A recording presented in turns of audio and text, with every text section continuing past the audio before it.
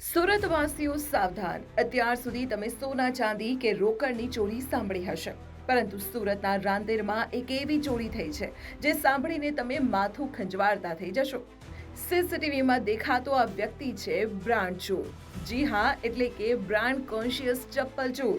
જી હા, એક જ રાતમાં આ શખ્સે 2 કોથળા ભરીને બ્રાન્ડેડ ચપ્પલ અને શૂઝની ચોરી કરી લીધી અને એક સાથે 48 ઘરોને કરી દીધા ચપ્પલ વિહોણા.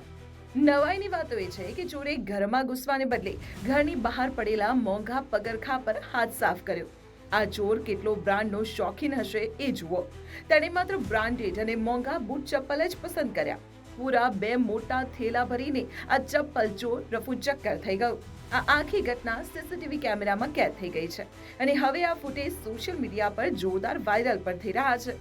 વિસ્તારના લોકોમાં હવે ફફડાટ છે કે ક્યાંક હવે તેમના મોંઘા શૂઝનો વારો તો નથી ને. તો ભાઈ, જો તમે પણ મોંઘા બૂટ કે ચપ્પલ પહેરતા હો તો હવે તેને તિજોરીમાં રાખવાનો સમય આવી ગયો છે. સુરતની આ ઘટના વિશે તમારું શું કહેવું છે? કમેન્ટમાં જણાવો.